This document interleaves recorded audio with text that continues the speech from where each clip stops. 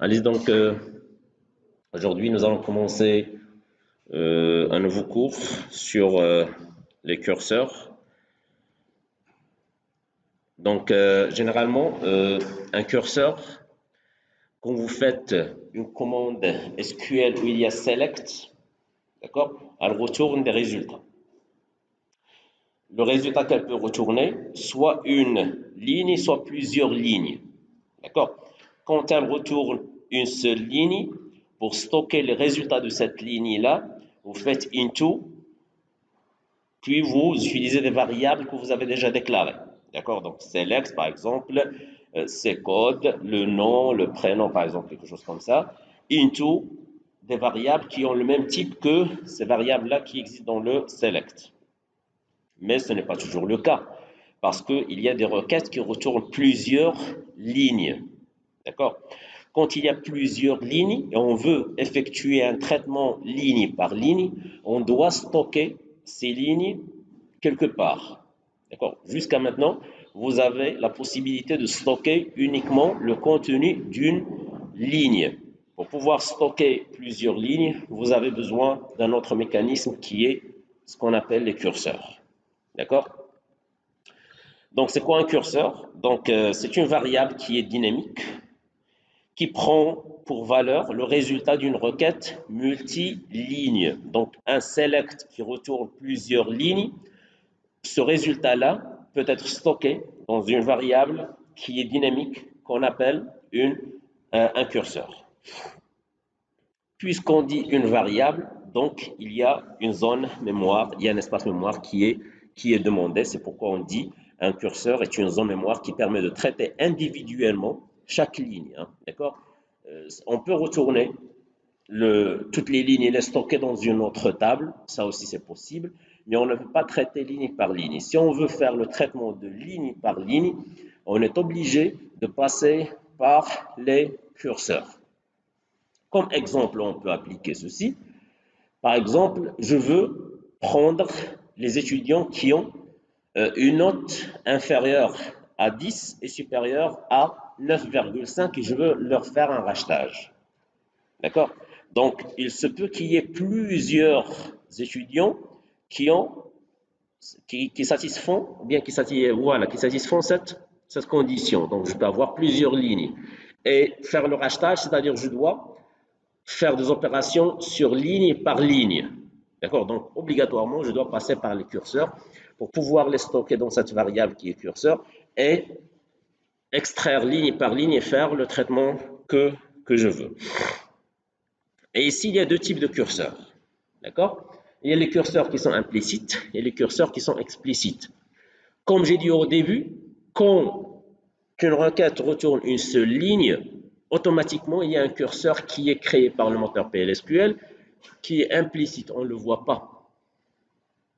D'accord? Mais quand la requête retourne plusieurs requêtes, à ce moment-là, on est obligé de passer par un curseur qui est explicite.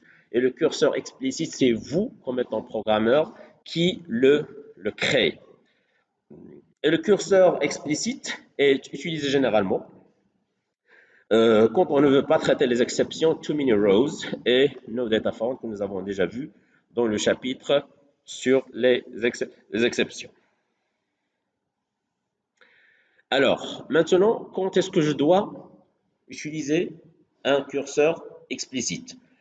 Le curseur explicite stocke les enregistrements résultats. Les enregistrements résultats, quand on dit un enregistrement, c'est-à-dire une ligne.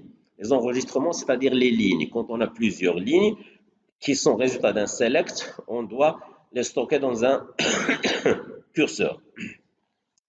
Et le curseur explicite permet de les récupérer enregistrement par enregistrement pour pouvoir effectuer le traitement que je veux sur ces enregistrements. La récupération se fait par la commande fetch. D'accord? Rappelez-vous très bien de cette commande que vous allez utiliser.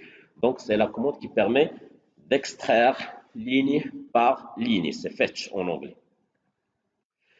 Fetch récupère la ligne courante du curseur et copie les données dans des variables.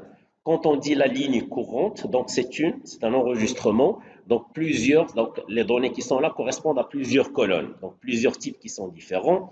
Donc je dois utiliser des variables après le into. Quand je fais le fetch, donc j'extrais les données, je dois utiliser un into avec des noms de variables qui correspondent au même type qui existe dans ce qui est stocké dans le curseur. Puis, après avoir fetché ces lignes-là, je peux effectuer le traitement que je veux sur chaque ligne. Et aussi, voilà, un curseur, c'est une variable, d'accord, qui est dynamique. Donc, elle a un état. D'accord? L'état, est-ce que c'est ouvert? Est-ce que c'est pas ouvert? Est-ce qu'il a fait un fetch? Est-ce qu'il n'a pas fait un fetch? Est-ce qu'il a trouvé quelque chose à fetcher ou non? Et ainsi de suite. Donc, ces trucs-là, je les exprime avec ce qu'on appelle attribut. D'accord? Donc, on met le nom du curseur. Donc, déjà, chaque curseur possède un nom. Le nom, on va le voir, vous devez l'utiliser dans la création, dans la déclaration du curseur. C'est ce nom-là que vous allez utiliser avec un pourcentage, puis le nom de l'attribut. Les attributs qui existent, ça c'est pour le cas des curseurs qui sont explicites. D'accord? Donc, not found, quand on fait le nom du curseur pourcentage not found, il retourne vrai si aucune ligne n'est récupérée. C'est not found. Hein? Il n'a pas trouvé de ligne à fetcher. Si on va faire le nom du curseur pourcentage found, donc vrai si une ligne est récupérée. Row count, donc row c'est une ligne, count il permet de compter, ça permet de savoir combien de lignes sont stockées dans ce curseur. Is open, vrai si le curseur est ouvert. Donc ça sont les attributs qui sont utilisés pour un curseur. Les résultats de ces attributs-là sont différents pour un curseur qui est implicite. D'accord?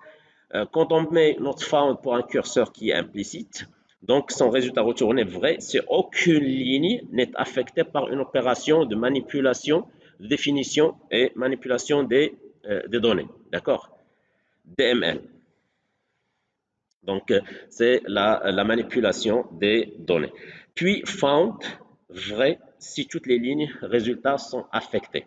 D'accord? Toutes les lignes qui sont stockées dans ce curseur sont affectées par une opération de DML, de manipulation des données, par exemple, update. Row count, nombre de lignes qui sont affectées par une opération DML la plus récente. Donc ici, DML, donc, sont des opérations qui correspondent aux curseurs qui sont implicites. Les curseurs qui sont implicites, comme son nom l'indique, ce n'est pas nous, comme programmeurs, qui les programment, mais ils sont créés d'une manière implicite par le compilateur correspondant. Voilà, mais ici, il y a isOpen qui est propre à le curseur qui est explicite parce que les curseurs qui sont implicites sont par défaut open. Voilà, donc comme nous avons dit tout à l'heure, le curseur possède un nom. Quand je le crée, je lui donne un nom. Mais quand je ne le crée pas, c'est le cas des curseurs qui sont implicites, je ne peux pas savoir quel est son nom, donc on utilise SQL au lieu du nom du curseur. D'accord? Donc on utilise SQL, pourcentage, puis un de ces attributs-là, soit not found, soit row count. Comme exemple, ici c'est un curseur qui est implicite. Donc ça c'est un bloc qui est PLSQL. Il y a une requête ici qui demande de mettre à jour les frais dans la table cours en les augmentant par 20% dans le cas où un cours possède une durée de 25. D'accord? Donc il va faire cette modification-là. Mais ici, je vais faire une condition. If SQL row count. C'est-à-dire quoi ça, à votre avis? On vient de le dire. Hein? Voilà le nombre de lignes qui sont affectées par le update ici. D'accord? Nous l'avons dit ici. Voilà, parce que ça c'est implicite. Le nombre de lignes affectées par l'opération DML la plus récente. Donc, qui est le update par exemple ici. Donc, si le nombre de lignes qui ont qui subissent cette modification-là est supérieur strictement à 5, donc on annule la modification. Rollback, c'est pour annuler la mise à jour. Sinon, on exécute, on confirme la mise à jour. D'accord? Donc ça, c'est un exemple comment on utilise les attributs avec les noms du curseur qui est implicite. Alors, maintenant, nous avons compris un peu le principe des curseurs. Maintenant, pour comment on peut utiliser les curseurs. Donc ici, la création et l'utilisation, donc ça passe par 4 étapes. La première, on doit déclarer notre curseur, donc on doit le créer. Ensuite, on doit l'ouvrir parce que par défaut c'est fermé. Puis, on va faire le fetch, la récupération des données, effectuer le traitement qu'on veut. D'accord? Après avoir terminé tout ce qu'on veut faire sur ce qui est stocké dans le curseur, on le ferme, on le rend à son état initial. D'accord? Et ces étapes-là sont à suivre par ordre. Donc, on ne peut pas sauter une étape ou bien mettre une étape avant l'autre, qui n'est pas dans l'ordre. Voilà. Mais ici, on peut aussi utiliser un curseur explicite en utilisant la boucle for qui permet de faire toutes ces étapes automatiquement. Donc, quand je dis toutes les étapes, c'est-à-dire les 3 étapes, c'est l'ouverture, la récupération et la fermeture. Donc, je peux les remplacer par la boucle for, que nous avons déjà vu, mais la déclaration, c'est obligatoire. Hein. Voilà, donc ici, ça c'est un exemple. Donc, pour la déclaration, donc, quand on dit la déclaration, tout ce qui est déclaration, que ce soit les exceptions, que ce soit les variables, que ce soit même les curseurs, se fait dans la partie déclare. D'accord? Dans la partie déclare, c'est là où on fait la déclaration de notre curseur. Donc, on utilise le mot-clé cursor, c'est obligatoire, pour dire que c'est un curseur. Je choisis un nom, je lui donne un nom, puis il peut être paramétré comme il ne peut pas l'être. C'est pourquoi je mets les paramètres entre crochets. Et qu'est-ce que nous avons dit sur le curseur? C'est une variable dynamique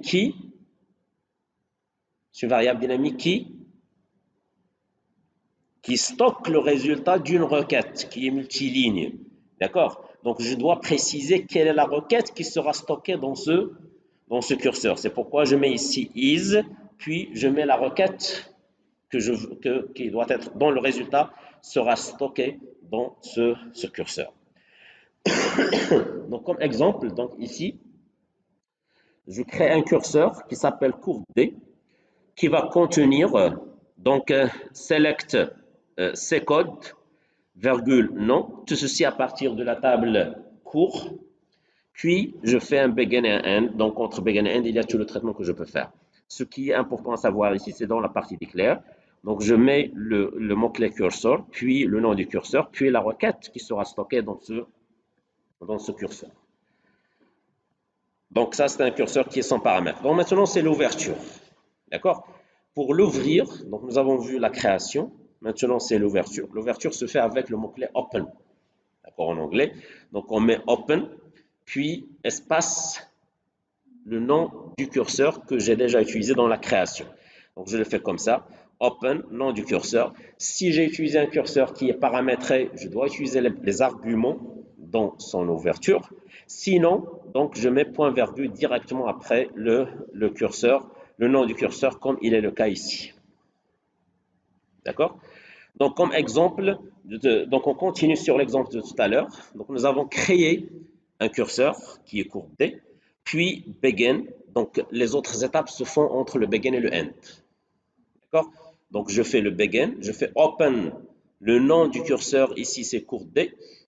D'accord? Puis je peux faire les autres opérations. Donc on va les voir au fur et à mesure. D'accord? Donc rappelez-vous de ces étapes-là. Je fais la déclaration, la création, puis le begin, et je fais les autres étapes en commençant par open, puis le nom du curseur. Maintenant, c'est l'extraction. Pour pouvoir, je l'ai ouvert, maintenant je dois travailler dans ce que j'ai ouvert. Donc, je dois utiliser la commande fetch. D'accord? Donc, la commande fetch, donc je dois mettre fetch, le nom du curseur, puis into, Puis, je dois utiliser un ensemble de variables correspondant aux colonnes qui existent dans la requête qui est stockée dans le curseur. D'accord?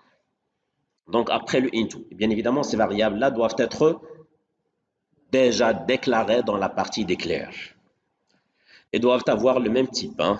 D'accord? Donc, si on continue ici, voilà. Donc, ici, quand je fais le fetch, qu'est-ce que je fais? Je fais l'extraction des lignes. D'accord? Donc, j'extrais la première ligne, la deuxième ligne, la troisième ligne jusqu'à la dernière ligne.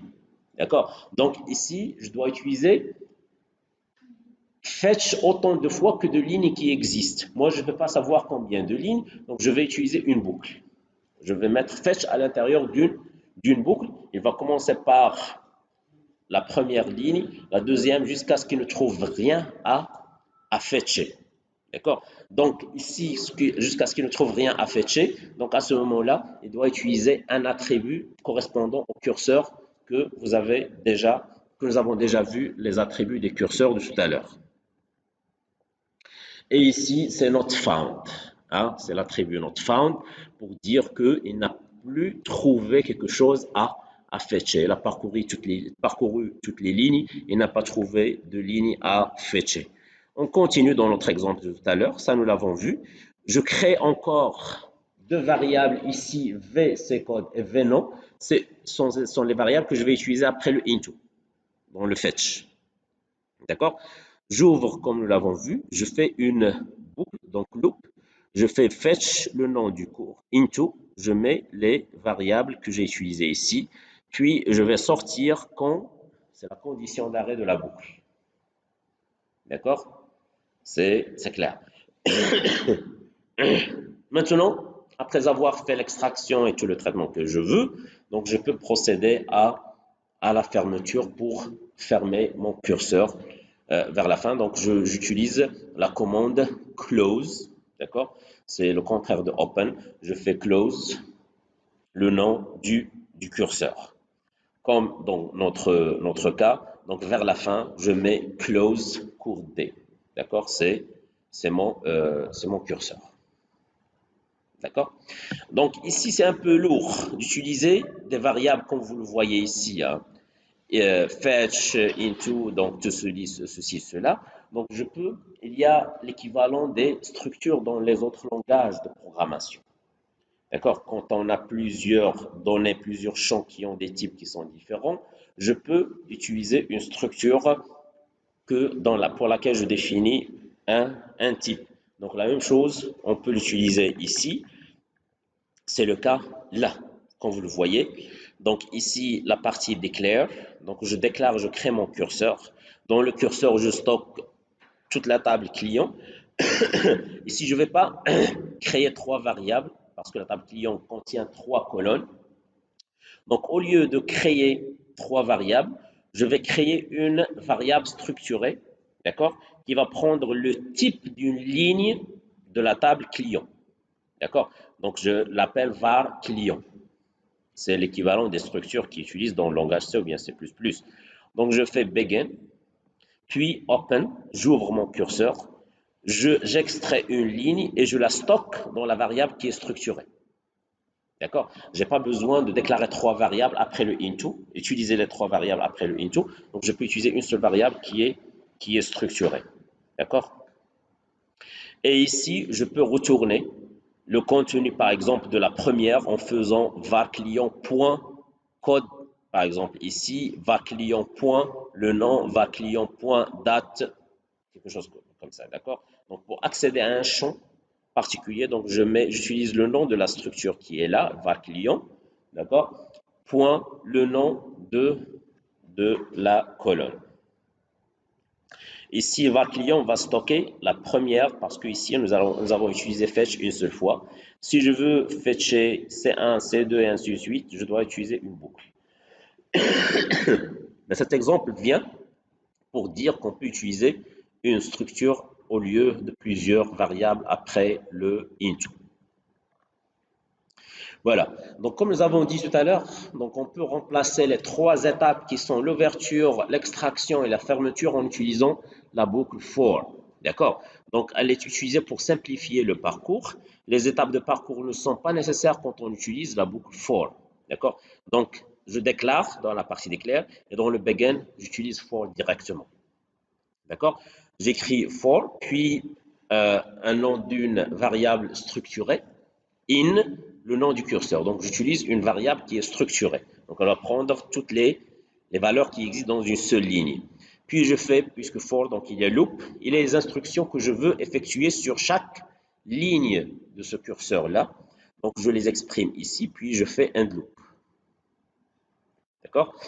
Donc, comme exemple, donc ça c'est un exemple à gauche en utilisant les 4 étapes, d'accord? On peut les remplacer directement par la boucle for, comme vous pouvez le remarquer. Ici, la partie déclare, donc il y a uniquement la déclaration, c'est-à-dire la création du curseur qui est coursée, d'accord? Puis ici, begin, et automatiquement j'utilise for, donc rec, donc c'est la variable qui est structurée. In, donc elle va parcourir à partir de la première ligne jusqu'à la fin. Donc c'est ça, in. D'accord? Loop. Donc je vais voir si les frais qui existent dans le cours, parce que ici, rec, c'est structuré. Donc parmi les colonnes qui existent, il y a frais. D'accord? Si les frais sont supérieurs à 5000, donc je peux effectuer un traitement. D'accord? Je vais uniquement toucher. Donc ça, c'est le traitement que je peux effectuer sur la ligne que je vais récupérer. Voilà, donc un autre exemple pour bien comprendre ce truc-là. Donc on veut sélectionner l'ensemble des employés dont le salaire ne dépasse pas 6000 et les augmenter de 500. D'accord? Donc ici, nous allons faire une requête qui va retourner les employés qui ont un salaire inférieur à 6000. Je vais la stocker dans un curseur qui s'appelle salcure. D'accord? Je vais déclarer une variable structurée employé qui a le même type qu'une ligne de omp. Puis je vais faire l'ouverture, fetch, faire les opérations de update sur chaque ligne qui est fetchée. Je ferme et je sors. Je peux remplacer toutes ces opérations-là avec ce que vous voyez dans le cadran qui est gris. Donc, je peux faire un begin, puis for employé in salcure. Salcure, c'est déjà déclaré dans la partie déclare. Puis loop, je fais la même structure de update qui existe ici. D'accord? Puis un loop et je sors. Vous voyez comment c'est simple d'utiliser for que procéder à l'ouverture, l'extraction et la fermeture. Voilà. Donc maintenant, nous avons vu les curseurs qui ne sont pas paramétrés. Les curseurs qui sont paramétrés, c'est la même chose que les curseurs qui ne sont pas paramétrés. Ce n'est pas grand chose. Juste, on utilise les paramètres. Et les paramètres sont exprimés lors de la création de mon curseur. Et ceci se fait en utilisant les parenthèses. Entre les parenthèses, je mets les paramètres. D'accord? Je mets curseur, le nom du curseur, entre parenthèses et les paramètres, puis la requête qui sera stockée dans ce curseur. Comme exemple, je vais créer un curseur qui s'appelle enfant, qui va prendre en paramètre le numéro de son parent. D'accord? Je peux savoir quels sont les parents d'un enfant. D'accord? Puis, je mets select, c'est-à-dire dans ce curseur-là qui est enfant, je vais sélectionner toutes les personnes dont le père a ce numéro qui est passé en paramètre ou bien la mère a ce numéro qui est passé en paramètre. Comme exemple complet pour voir ce truc-là. Donc, je peux, et ici c'est une occasion pour dire qu'on peut déclarer autant de curseurs qu'on veut. Ce n'est pas obligatoirement on déclare un seul curseur, on peut déclarer plusieurs curseurs dans la partie déclare. Comme vous le voyez ici dans la diapositive 21. Donc, cursor, donc je déclare un curseur qui s'appelle parent, dans lequel je stocke toutes les personnes. D'accord? Certainement, il y a le numéro de la personne et le nom et le prénom. Puis, je vais déclarer une variable structurée qui est P. Je déclare un autre curseur qui s'appelle enfant, qui prend paramètre le numéro du parent. D'accord? Pour savoir, pour chaque parent, quels sont ses enfants. D'accord? Donc ici, c'est la requête qui est stockée là. Je déclare une en E. Donc E, c'est une variable qui est structurée. qui va parcourir toutes les lignes du curseur enfant. Puis ici, la première boucle, c'est pour les parents. Donc, j'utilise la variable structure épée. In parent loop. Donc, je fais un affichage. Les enfants de ce parent-là, d'accord, parce que j'ai utilisé P, les enfants de ce parent, je vais accéder au curseur qui est enfant. Et bien évidemment, pour enfant, je dois passer le numéro de la personne de P, comme vous le voyez ici. Voilà, quand je vais l'appeler, d'accord, quand je vais l'ouvrir, donc je dois utiliser l'argument qui est P.NumPerson. Parce que ici, dans la déclaration, j'ai utilisé un paramètre qui est NumParent. D'accord? Et voilà, donc c'est tout ce qu'il y a dans ce cours-là, qui est les curseurs, mais c'est une notion qui est très importante, d'accord? C'est une notion qui est